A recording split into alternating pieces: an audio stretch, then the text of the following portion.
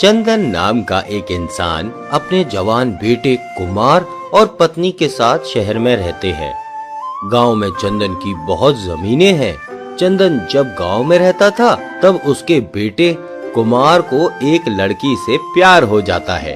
उस लड़की से कुमार को दूर करने के लिए ही चंदन अपने पूरे परिवार के साथ शहर आ जाता है।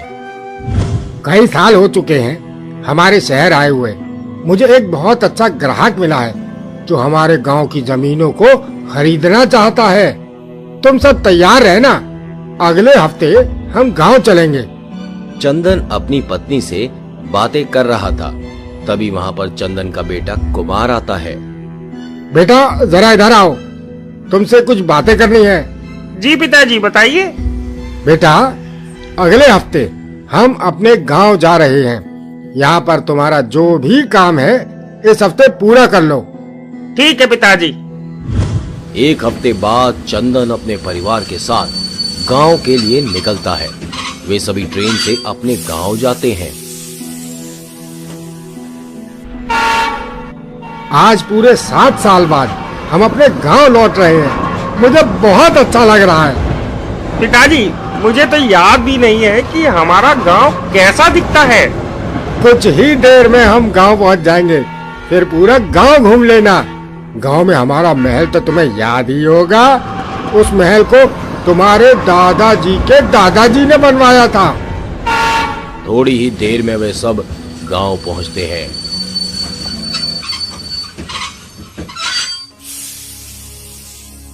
गांव पहुंचकर वे सभी अपने महल के पास जाते हैं।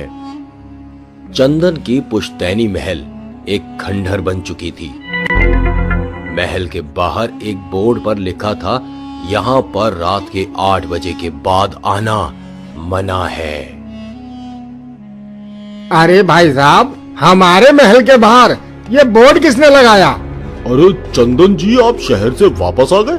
आपको पता नहीं है आपके महल में किसी भूत ने कब्जा कर लिया है, इसीलिए हम गांव वालों ने ये बोर्ड लगाया है। अभी इस बोर्ड को यहाँ से हटाओ। आपको पता नहीं है, सच में आपके महल में भूत है। ये हमारा महल है, यहाँ पर जो करना होगा वह हम करेंगे। तुम सब गांव वालों को कुछ भी करने की जरूरत नहीं है। चंदन की बातें सुनकर मदन इस बोर्ड को वहां से हटा देता है।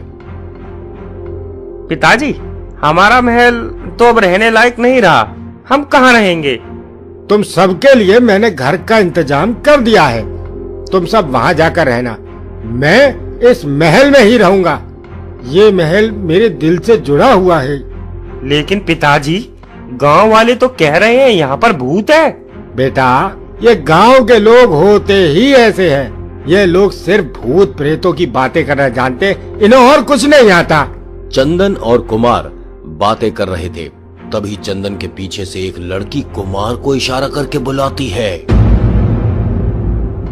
पिताजी वह लड़की मुझे बुला रही है। चंदन जब पलट कर देखता है तो वहां कोई भी नहीं दिखती। बेटा कहाँ है लड़की? लगता है गांव में आकर तुम्हारी बुद्धि भी भ्रष्ट हो चुकी है। ज्यादा देर यहाँ रहना तुम्हारे लिए सही नहीं है, वरना तुम भी गांव वालों के जैसे पागल हो जाओगे। कुमार अपनी माँ के साथ वहां से चला जाता है। कुमार के जाने के बाद उसके पिताजी ने अपने महल की तरफ से आते हैं। आज बहुत दिनों के बाद मैं अपने महल में रहूंगा। मुझे तो सोचकर भी बहुत मजा आ रहा है। आज की पार्टी मेरी तरफ से, आज की पार्टी मेरी तरफ से। चंदन महल के अंदर जाकर एक कमरे में जाता है। इन 7 सालों में ये महल कितना गंदा हो चुका है। इसे बेचने से पहले थोड़ी साफ सफाई करवा दूंगा। फिलहाल अभी थोड़ा आराम करता हूँ। चंदन बिस्तर में आराम करने लगता है। कुछ ही देर में रात हो जाती है। रात होते ही महल के अंदर तरह तरह की डरावनी आवाजें सुनाई देती हैं। अरे बाप रे, मैया रे, कौन ससुरा इतनी डरावनी आवाजें निकाल रहा है? अभी बाहर गया ना तो इतनी जोर का तमाचा मारूंगा जब बाहर आ जाएंगी। डरावनी आवाजें और तेज हो जाती हैं। चंदन भी काफी घबरा जाता है। जो कोई भी हो, शांत हो जाओ, मुझे डर लग रहा है। चंदन डर के मारे कांपने लगता है। तभी उसके सामने एक चुड़ैल प्रकट होती है। ओ मेरे राजा जी, आपका इंतजार कितने सालों से कर रही थी, आखिरकार आपको आना ही पड़ा। अरे मैं तो लुट गया, बर्बाद हो गया। मेरे सामने चुड़ैल खड़ी है। भगवान के लिए मुझे छोड़ दो। तुझे भगवान के लिए छोड़ दूं? भगवान ने तुझे मेरे लिए छोड़ा है। आजा मेरे राजा, तेरा गला दबा दूं। चुड़ैल चंदन के गले में रस्सी डालकर उसे पंखे से लटका देती है। थोड़ी ही देर में चंदन की मौत हो जाती है। देखो तो जरा, मरा हुआ इंसान कितना मासूम लगता है। मुझे तो इस पर दया आ रही है। मैं तेरे परिवार के किसी को जीने नहीं दूंगी। दूसरी तरफ रात में कुमार की खिड़की के बाहर से एक लड़की उसे आवाज देती है। तुम लोग यहाँ पर क्यों आए हो? चले जाओ यहाँ से, नहीं तो मेरी माँ तुम सबको मार डालेगी। चुड़ैल की बेटी लगातार एक ही बात दोहराते हुए वहां से गायब हो जाती है। दूसरे दिन सुबह जब सभी महल जाते हैं तो वे देखते हैं कि पंखे से चंदन की लाश लटक रही है। यह देखकर सब घबरा जाते हैं। मैंने तो पहले ही कहा था, इस महल में भूत है। मुझे डरपोक कहता था। भूत ने इसकी सारी बहादुरी पंखे से लटका दी। अगर पिताजी मेरी बात मानकर हमारे साथ चले जाते तो आज उनके साथ ये हादसा नहीं होता। कुमार पूरे रीति रिवाज से अपने पिताजी का अंतिम संस्कार करता है। इंसान की जिंदगी कितनी सस्ती हो चुकी है, इसकी आत्मा को शांति मिले। अंतिम संस्कार करने के बाद कुमार अपनी माँ को लेकर फिर से अपने मकान पर लौट जाता है। रात में जब कुमार सो रहा था तभी किसी आवाज की वजह से कुमार की आंखें खुल जाती हैं। आंखें खोलकर कुमार देखता है कि खिड़की पर फिर से वह लड़की खड़ी होकर उसे पुकार रही है। लड़की मुझे क्यों बुला रही है? इसकी शक्ल भी मुझे जानी पहचानी सी लग रही है। जाकर देखता हूँ। कुमार दरवाजा खोलकर लड़की के पास जाता है। तुम हर रोज मेरा पीछा क्यों करती हो? यहाँ से जल्दी भाग जाओ, नहीं तो मेरी माँ तुम में से किसी को नहीं। हमने तुम्हारा क्या बिगाड़ा है? क्या तुमने मुझे अभी तक पहचाना नहीं? मैं तुम्हारी माला हूँ। हाँ, याद आया। हम दोनों एक दूसरे से प्यार करते थे, लेकिन तुम और तुम्हारी माँ तो इस गांव को छोड़कर जा चुके थे। नहीं कुमार, मुझे और मेरी माँ को तुम्हारे पिताजी ने मार डाला था। वे नहीं चाहते थे तुम मुझसे शादी करो, इसलिए उन्होंने मुझे जान से मार डाला। और जब मेरी माँ ने देख लिया तो उन्होंने मेरी माँ को भी मार डाला। तब से मेरी माँ तुम्हारे पूरे परिवार को मारना चाहती। लेकिन तुम मुझे ये सब बातें क्यों बता रही हो? क्योंकि मैं अब भी तुमसे प्यार करती हूँ। मुझे माफ करना माला, मुझे मालूम नहीं था तुम्हारे साथ इतनी नाइंसाफी हुई है। मैं तो सोच रहा था तुमने मुझे धोखा दिया। मुझे माफ कर दो। इन सब बातों को जाने दो। तुम्हारी माँ को रोकने का कोई तो रास्ता जरूर होगा। एक रास्ता है, पर उसमें बहुत ज्यादा खतरा है। मैं चाहता हूँ तुम्हारी माँ की वजह से और किसी की जान न जाए और तुम्हारी माँ को भी मुक्ति मिले। अगर तुम मेरी माँ के पीठ के बीचों बीच वार कर पाओगे तो मेरी माँ की आत्मा को मुक्ति में। लता, तुम्हारा बहुत बहुत शुक्रिया। तुमने ये साबित कर दिया कि सच्चा प्यार आज भी दुनिया में जिंदा है। मरने के बाद भी तुम मेरी इतनी मदद कर रही हो। मैं तुम्हें कभी नहीं भूल पाऊंगा। अभी जाओ, तुम्हारे पास वक्त बहुत कम है।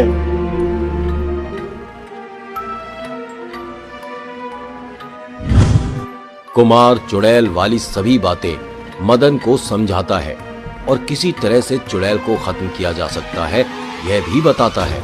ठीक है, मैं तुम्हारी मदद के लिए तैयार हूँ। कुमार अपने हाथ में एक भाला लेकर मदन को साथ लिए खूनी महल के अंदर जाता है। अंदर जाते ही कुमार एक जगह पर छुप जाता है। थोड़ी देर में मदन के सामने चुड़ैल आती है। क्या करने आए हो तुम यहाँ? यहाँ से जा रहा था, सोचा तुमसे मिलता चलो। क्या तुम्हें पता नहीं मैं तुम्हें एक झटके में मार सकती हूँ? मैडम जी, पता तो है, लेकिन क्या करूं, मेरा दिल आपसे मिलने के लिए तरस रहा था। मदन चुड़ैल को अपनी बातों में उलझाए रखता है और पीछे से कुमार आकर चुड़ैल के पीठ में अपने भाले से वार करता है। धोखा। चुड़ैल की आत्मा को शांति मिल जाती है। माला, तुम सच में महान हो। आज मैं प्रतिज्ञा लेता हूँ, मैं पूरी जिंदगी शादी नहीं करूंगा। मैं माला की यादों के सहारे अपनी पूरी जिंदगी गुजार लूंगा। मुंबई के एक न्यूज़पेपर कंपनी में रात के 11 बजे एक इंसान काम कर रहा है। बाकी सारे कर्मचारी अपने अपने घर जा चुके हैं। अचानक उस इंसान को एक कागज का टुकड़ा दिखाई देता है। वह इंसान उस टुकड़े को हाथ में उठाकर, इस कागज पर कुछ लिखा है, पढ़कर देखता हूं। मेरा नाम राधा है, चंपा नगर में मेरा घर है। हमारे गांव के जमींदार ने मेरा खून करके अपना घर के बीचों बीच दफना रखा है और मेरी सारी जमीन पर भी कब्जा किया हुआ है। मुझे इंसाफ चाहिए। यह क्या फालतू की चीज लिखी हुई है, फाड़ कर फेंक देता हूं। वह आदमी जैसे ही उस कागज को फाड़ने की कोशिश करता है, तभी उसके पीछे कहीं से एक चुड़ैल आ जाती है। मेरे कागज को हाथ कैसे लगाया तूने? अब मैं तेरी चमड़ी उधेड़ दूंगी। चुड़ैल उस आदमी को बहुत ही बेरहमी से मार देती है और उसका सिर उसके धड़ से अलग कर देती है। करण और सूरज नाम के दो युवक को उस न्यूज़पेपर कंपनी में नौकरी मिलती है। दोनों बड़ी खुशी खुशी अपने काम के पहले दिन ऑफिस जाते हैं। वहीं पर दोनों की मुलाकात एक दूसरे से होती है। तुम कहाँ के रहने वाले हो? मेरा घर हैदराबाद में है। और तुम? मैं तो मुंबई का ही रहने वाला हूँ। तुम्हें पता है, मुझे और बहुत जगह से नौकरी का ऑफर आया था। मैंने सभी कंपनियों को मना कर दिया। अरे वाह, तुम तो बहुत ही ज्यादा होनहार लगते हो। और नहीं तो क्या, तुमने मुझे कोई गहरा गहरा समझ रखा है? नहीं, मैं तो बस ऐसे ही बोल रहा था। मेरी ये पहली नौकरी है। मुझे देख देख कर काम सीख लेना, नहीं तो यहाँ के बॉस तुम्हें कुछ ही दिनों में निकाल देंगे। तुम्हारी किस्मत अच्छी है कि मैं तुम्हें सिखाने वाला हूँ। तुम्हारा बहुत बहुत शुक्रिया। इसी तरह से करण और सूरज हर रोज आकर अपना अपना काम करते। करण को जब भी मौका मिलता है वह सूरज को नीचा दिखाने की कोशिश करता। दूसरी तरफ सूरज बहुत ही लगन से अपना काम करता।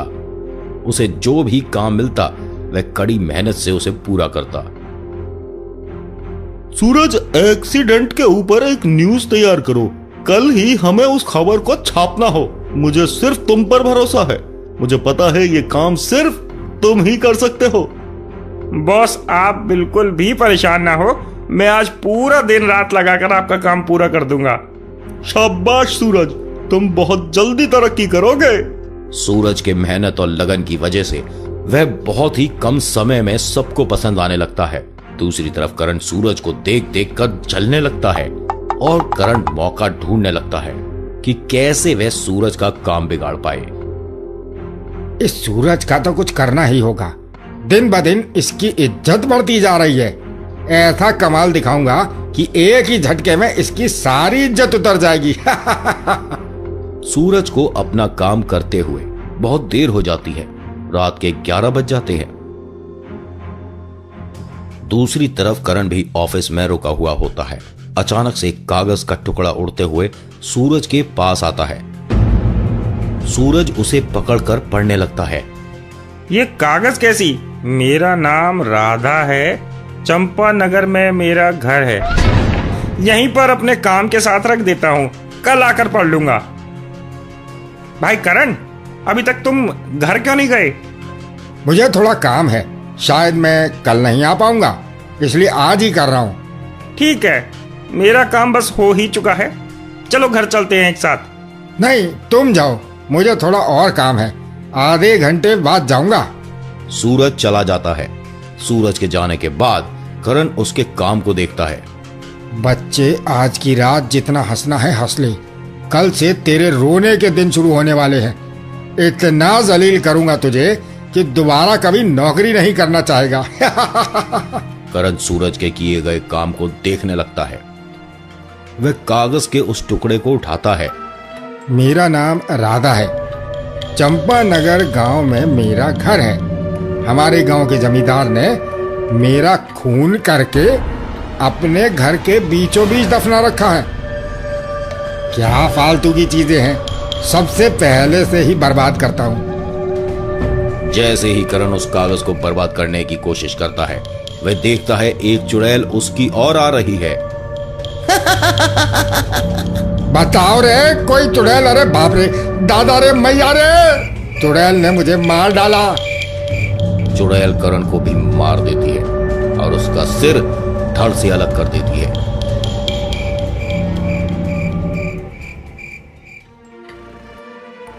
दूसरे दिन सभी को करण की लाश मिलती है। बॉस, कल रात करण ऑफिस में मेरे ही साथ था। मेरे घर चले जाने के बाद भी वे काम कर रहा था। अचानक से उसके साथ ये हादसा कैसा? इसको हर चीज में ज्यादा खुजली थी।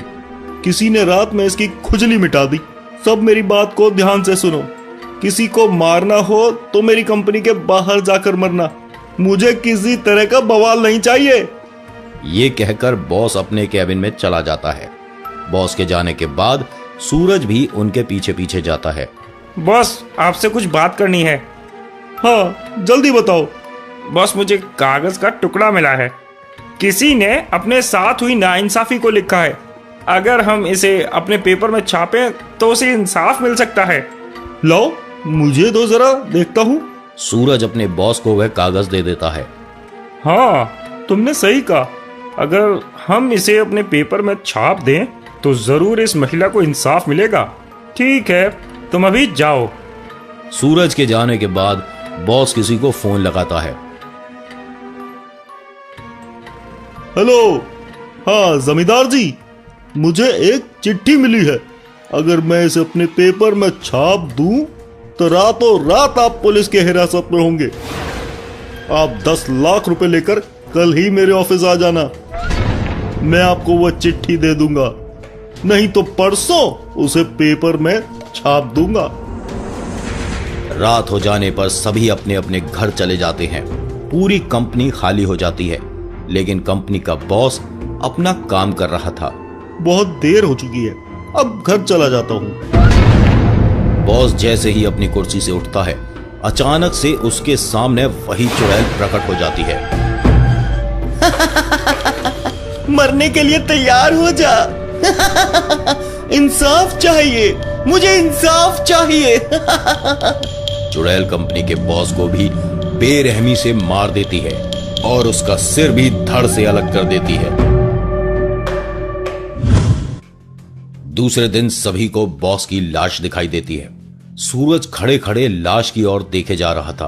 तभी उसे लाश के पास में वह कागज का टुकड़ा दिखाई देता है। करण को जिस तरह से मारा गया था, बॉस को भी उसी तरह से मारा गया है। इसका मतलब मारने वाला इंसान एक ही है। कमाल की बात है, दोनों लाश के पास मुझे ये कागज मिली। इसे अच्छे से देखना होगा। सूरज वह कागज का टुकड़ा फिर से उठाकर अपनी जेब में रख लेता है और ऑफिस के बाहर एक खुली जगह पर जाकर उसे पढ़ने लगता है। सूरज जब वह चिट्ठी पढ़ रहा था, तभी एक फकीर बाबा वहां से गुजर रहे थे। फकीर बाबा सूरज के पास आकर उसे बोलते हैं, बच्चा, ये तुम्हारे हाथ में क्या है? बाबा, ये कागज बार बार मुझे मिलती है और हमारे कंपनी में 2 खून हो चुके हैं। उन दोनों के पास भी यही कागज पड़ी हुई थी। मैं साफ साफ देख रहा हूँ, इस कागज के साथ एक महिला की आत्मा जुड़ी हुई है। रुको, अभी तुम्हें दिखाता हूँ। फटाफट सटा सट झूम झूम छकला का बूम बूम, छकला का बूम बूम। हा हा हा हा हा। क्यों बुलाया मुझे? और चुड़ैल, क्यों बेगुनाहों की जान ले रही है? बता, तुझे क्या चाहिए? मेरे साथ बहुत नाइंसाफी हुई है। मैं बस चाहती हूँ इस कागज को ये लोग अपने पेपर में छाप दें। तभी मेरी आत्मा को मुक्ति और मुझे इंसाफ मिलेगा। सभी चीजें जानने के बाद दूसरे ही दिन सूरज अपनी कंपनी के पेपर में उस महिला के कागज को छाप देता है। न्यूज़पेपर के निकलते ही चुड़ैल की आत्मा को शांति मिल जाती है। इसके बाद से फिर वह कभी नहीं दिखती।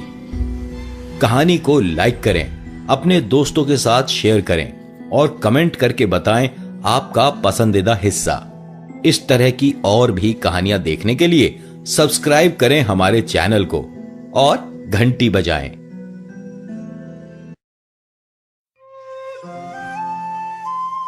चंदन नाम का एक इंसान अपने जवान बेटे कुमार और पत्नी के साथ शहर में रहते हैं। गांव में चंदन की बहुत जमीनें हैं। चंदन जब गांव में रहता था तब उसके बेटे कुमार को एक लड़की से प्यार हो जाता है। उस लड़की से कुमार को दूर करने के लिए ही चंदन अपने पूरे परिवार के साथ शहर आ जाता है। कई साल हो चुके हैं हमारे शहर आए हुए। मुझे एक बहुत अच्छा ग्राहक मिला है जो हमारे गांव की जमीनों को खरीदना चाहता है। तुम सब तैयार रहना, अगले हफ्ते हम गांव चलेंगे। चंदन अपनी पत्नी से बातें कर रहा था, तभी वहाँ पर चंदन का बेटा कुमार आता है। बेटा जरा इधर आओ, तुमसे कुछ बातें करनी है। जी पिताजी बताइए। बेटा अगले हफ्ते हम अपने गांव जा रहे हैं। यहाँ पर तुम्हारा जो भी काम है इस हफ्ते पूरा कर लो। ठीक है पिताजी। एक हफ्ते बाद चंदन अपने परिवार के साथ गांव के लिए निकलता है। वे सभी ट्रेन से अपने गांव जाते हैं। आज पूरे 7 साल बाद हम अपने गांव लौट रहे हैं। मुझे बहुत अच्छा लग रहा है। पिताजी मुझे तो याद भी नहीं है कि हमारा गांव कैसा दिखता है। कुछ ही देर में हम गांव पहुंच जाएंगे, फिर पूरा गांव घूम लेना। गांव में हमारा महल तो तुम्हें याद ही होगा। उस महल को तुम्हारे दादाजी के दादाजी ने बनवाया था। थोड़ी ही देर में वे सब गांव पहुंचते हैं।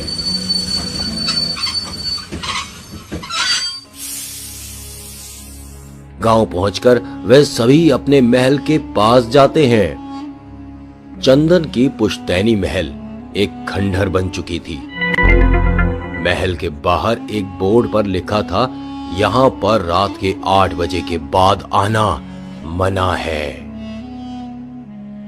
अरे भाई साहब, हमारे महल के बाहर ये बोर्ड किसने लगाया? अरे चंदन जी, आप शहर से वापस आ गए? आपको पता नहीं है, आपके महल में किसी भूत ने कब्जा कर लिया है, इसीलिए हम गांव वालों ने ये बोर्ड लगाया है। आप भी इस बोर्ड को यहाँ से हटाओ। आपको पता नहीं है, सच में आपके महल में भूत है। ये हमारा महल है, यहाँ पर जो करना होगा वह हम करेंगे। तुम सब गांव वालों को कुछ भी करने की जरूरत नहीं है। चंदन की बातें सुनकर मदन इस बोर्ड को वहाँ से हटा देता है। पिताजी हमारा महल तो अब रहने लायक नहीं रहा, हम कहाँ रहेंगे? तुम सबके लिए मैंने घर का इंतजाम कर दिया है। तुम सब वहाँ जाकर रहना, मैं इस महल में ही रहूंगा। ये महल मेरे दिल से जुड़ा हुआ है। लेकिन पिताजी गांव वाले तो कह रहे हैं यहाँ पर भूत है। बेटा ये गांव के लोग होते ही ऐसे हैं। ये लोग सिर्फ भूत प्रेतों की बातें करना जानते, इन्हें और कुछ नहीं आता। चंदन और कुमार बातें कर रहे थे, तभी चंदन के पीछे से एक लड़की कुमार को इशारा करके बुलाती है। पिताजी वह लड़की मुझे बुला रही है। चंदन जब पलट कर देखता है तो वहाँ कोई भी नहीं दिखती। बेटा कहाँ है लड़की? लगता है गांव में आकर तुम्हारी बुद्धि भी भ्रष्ट हो चुकी है। ज्यादा देर यहाँ रहना तुम्हारे लिए सही नहीं है, वरना तुम भी गांव वालों के जैसे पागल हो जाओगे। कुमार अपनी माँ के साथ वहाँ से चला जाता है। कुमार के जाने के बाद उसके पिताजी ने अपने महल की तरफ से आते हैं। आज बहुत दिनों के बाद मैं अपने महल में रहूंगा। मुझे तो सोचकर भी बहुत मजा आ रहा है। आज की पार्टी मेरी तरफ से, आज की पार्टी मेरी तरफ से। चंदन महल के अंदर जाकर एक कमरे में जाता है। इन 7 सालों में ये महल कितना गंदा हो चुका है। इसे बेचने से पहले थोड़ी साफ सफाई करवा दूंगा। फिलहाल अभी थोड़ा आराम करता हूँ। चंदन बिस्तर में आराम करने लगता है। कुछ ही देर में रात हो जाती है। रात होते ही महल के अंदर तरह तरह की डरावनी आवाजें सुनाई देती हैं। अरे बाप रे, मैया रे, कौन ससुरा इतनी डरावनी आवाजें निकाल रहा है? अभी बाहर गया ना तो इतनी जोर का तमाचा मारूंगा कि बाहर आ जाएंगी। डरावनी आवाजें और तेज हो जाती हैं। चंदन भी काफी घबरा जाता है। जो कोई भी हो, शांत हो जाओ, मुझे डर लग रहा है। चंदन डर के मारे कांपने लगता है। तभी उसके सामने एक चुड़ैल प्रकट होती है। ओ मेरे राजा जी, आपका इंतजार कितने सालों से कर रही थी, आखिरकार आपको आना ही पड़ा। अरे मैं तो लुट गया, बर्बाद हो गया। मेरे सामने चुड़ैल खड़ी है। भगवान के लिए मुझे छोड़ दो। तुझे भगवान के लिए छोड़ दूं? भगवान ने तुझे मेरे लिए छोड़ा है। आजा मेरे राजा, तेरा गला दबा दूं। चुड़ैल चंदन के गले में रस्सी डालकर उसे पंखे से लटका देती है। थोड़ी ही देर में चंदन की मौत हो जाती है। देखो तो जरा, मरा हुआ इंसान कितना मासूम लगता है। मुझे तो इस पर दया आ रही है। मैं तेरे परिवार के किसी को जीने नहीं दूंगी। दूसरी तरफ रात में कुमार की खिड़की के बाहर से एक लड़की उसे आवाज देती है। तुम लोग यहाँ पर क्यों आए हो? चले जाओ यहाँ से, नहीं तो मेरी माँ तुम सबको मार डालेगी। चुड़ैल की बेटी लगातार एक ही बात दोहराते हुए वहां से गायब हो जाती है। दूसरे दिन सुबह जब सभी महल जाते हैं तो वे देखते हैं कि पंखे से चंदन की लाश लटक रही है। यह देखकर सब घबरा जाते हैं। मैंने तो पहले ही कहा था, इस महल में भूत है। मुझे डरपोक कहता था। भूत ने इसकी सारी बहादुरी पंखे से लटका दी। अगर पिताजी मेरी बात मानकर हमारे साथ चले जाते तो आज उनके साथ ये हादसा नहीं होता। कुमार पूरे रीति रिवाज से अपने पिताजी का अंतिम संस्कार करता है। इंसान की जिंदगी कितनी सस्ती हो चुकी है, इसकी आत्मा को शांति मिले। अंतिम संस्कार करने के बाद कुमार अपनी माँ को लेकर फिर से अपने मकान पर लौट जाता है। रात में जब कुमार सो रहा था तभी किसी आवाज की वजह से कुमार की आंखें खुल जाती हैं। आंखें खोलकर कुमार देखता है कि खिड़की पर फिर से वह लड़की खड़ी होकर उसे पुकार रही है। लड़की मुझे क्यों बुला रही है? इसकी शक्ल भी मुझे जानी पहचानी सी लग रही है। जाकर देखता हूँ। कुमार दरवाजा खोलकर लड़की के पास जाता है। तुम हर रोज मेरा पीछा क्यों करती हो? यहाँ से जल्दी भाग जाओ, नहीं तो मेरी माँ तुम में से किसी को नहीं। हमने तुम्हारा क्या बिगाड़ा है? क्या तुमने मुझे अभी तक पहचाना नहीं? मैं तुम्हारी माला हूँ। हाँ, याद आया। हम दोनों एक दूसरे से प्यार करते थे, लेकिन तुम और तुम्हारी माँ तो इस गांव को छोड़कर जा चुके थे। नहीं कुमार, मुझे और मेरी माँ को तुम्हारे पिताजी ने मार डाला था। वे नहीं चाहते थे तुम मुझसे शादी करो, इसलिए उन्होंने मुझे जान से मार डाला। और जब मेरी माँ ने देख लिया तो उन्होंने मेरी माँ को भी मार डाला। तब से मेरी माँ तुम्हारे पूरे परिवार को मारना चाहती। लेकिन तुम मुझे ये सब बातें क्यों बता रही हो? क्योंकि मैं अब भी तुमसे प्यार करती हूँ। मुझे माफ करना माला, मुझे मालूम नहीं था तुम्हारे साथ इतनी नाइंसाफी हुई है। मैं तो सोच रहा था तुमने मुझे धोखा दिया। मुझे माफ कर दो। इन सब बातों को जाने दो। तुम्हारी माँ को रोकने का कोई तो रास्ता जरूर होगा। एक रास्ता है, पर उसमें बहुत ज्यादा खतरा है। मैं चाहता हूँ तुम्हारी माँ की वजह से और किसी की जान न जाए और तुम्हारी माँ को भी मुक्ति मिले। अगर तुम मेरी माँ के पीठ के बीचों बीच वार कर पाओगे तो मेरी माँ की आत्मा को मुक्ति में। लता, तुम्हारा बहुत बहुत शुक्रिया। तुमने ये साबित कर दिया कि सच्चा प्यार आज भी दुनिया में जिंदा है। मरने के बाद भी तुम मेरी इतनी मदद कर रही हो। मैं तुम्हें कभी नहीं भूल पाऊंगा। अभी जाओ, तुम्हारे पास वक्त बहुत कम है।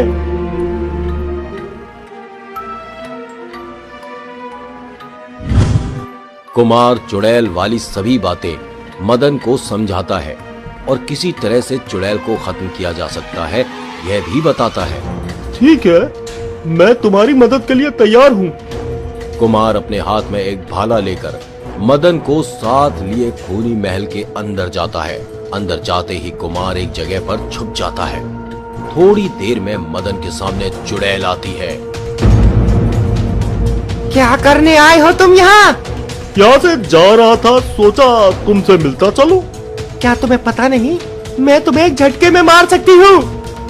मैडम जी पता तो है, लेकिन क्या करूँ, मेरा दिल आपसे मिलने के लिए तरस रहा था। मदन चुड़ैल को अपनी बातों में उलझाए रखता है और पीछे से कुमार आकर चुड़ैल के पीठ में अपने भाले से वार करता है। धोखा। चुड़ैल की आत्मा को शांति मिल जाती है। माला, तुम सच में महान हो। आज मैं प्रतिज्ञा लेता हूँ, मैं पूरी जिंदगी शादी नहीं करूंगा।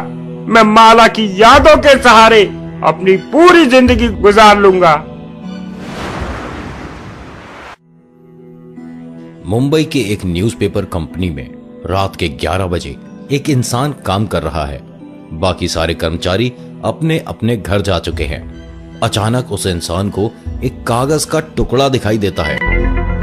वह इंसान उस टुकड़े को हाथ में उठाकर, इस कागज पर कुछ लिखा है, पढ़कर देखता हूँ। मेरा नाम राधा है, चंपा नगर में मेरा घर है। हमारे गांव के जमींदार ने मेरा खून करके अपना घर के बीचों बीच दफना रखा है और मेरी सारी जमीन पर भी कब्जा किया हुआ है। मुझे इंसाफ चाहिए। यह क्या फालतू की चीज लिखी हुई है, फाड़ कर फेंक देता हूँ। वह आदमी जैसे ही उस कागज को फाड़ने की कोशिश करता है, तभी उसके पीछे कहीं से एक चुड़ैल आ जाती है। मेरे कागज को हाथ कैसे लगाया तूने? अब मैं तेरी चमड़ी उधेड़ दूंगी। चुड़ैल उस आदमी को बहुत ही बेरहमी से मार देती है और उसका सिर उसके धड़ से अलग कर देती है। करण और सूरज नाम के दो युवक को उस न्यूज़पेपर कंपनी में नौकरी मिलती है। दोनों बड़ी खुशी खुशी अपने काम के पहले दिन ऑफिस जाते हैं। वहीं पर दोनों की मुलाकात एक दूसरे से होती है। तुम कहाँ के रहने वाले हो? मेरा घर हैदराबाद में है। और तुम? मैं तो मुंबई का ही रहने वाला हूँ। तुम्हें पता है, मुझे और बहुत जगह से नौकरी का ऑफर आया था। मैंने सभी कंपनियों को मना कर दिया। अरे वाह, तुम तो बहुत ही ज्यादा होनहार लगते हो। और नहीं तो क्या, तुमने मुझे कोई गहरा गहरा समझ रखा है? नहीं, मैं तो बस ऐसे ही बोल रहा था। मेरी ये पहली नौकरी है। मुझे देख देख कर काम सीख लेना, नहीं तो यहाँ के बॉस तुम्हें कुछ ही दिनों में निकाल देंगे। तुम्हारी किस्मत अच्छी है कि मैं तुम्हें सिखाने वाला हूँ।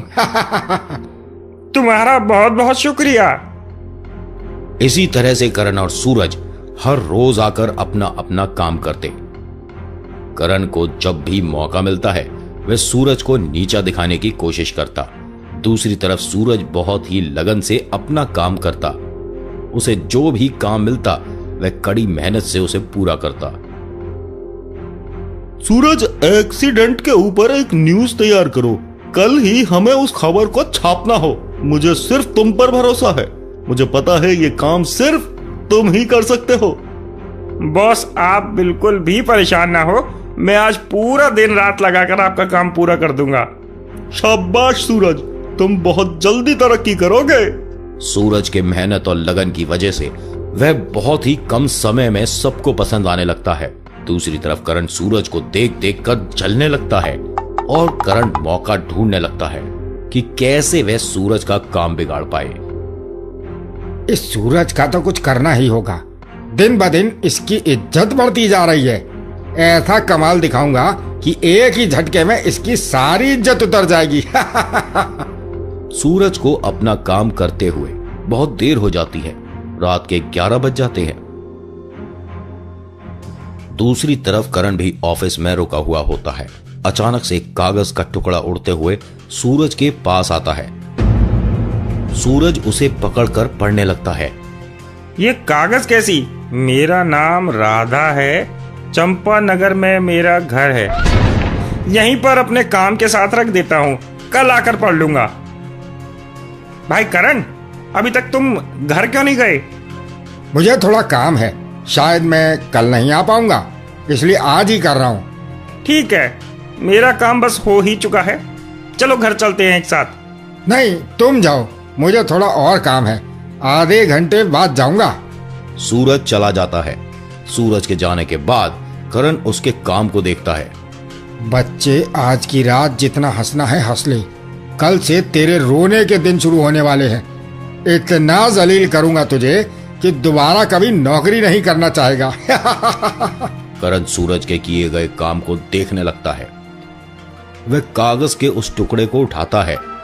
मेरा नाम राधा है, चंपा नगर गांव में मेरा घर है। हमारे गांव के जमींदार ने मेरा खून करके अपने घर के बीचों बीच दफना रखा है। क्या फालतू की चीजें हैं, सबसे पहले से ही बर्बाद करता हूँ। जैसे ही करण उस कागज को बर्बाद करने की कोशिश करता है, वह देखता है एक चुड़ैल उसकी ओर आ रही है। बताओ रे, कोई चुड़ैल? अरे बाप रे, दादा रे, मैया रे, चुड़ैल ने मुझे मार डाला। चुड़ैल करण को भी मार देती है और उसका सिर धड़ से अलग कर देती है।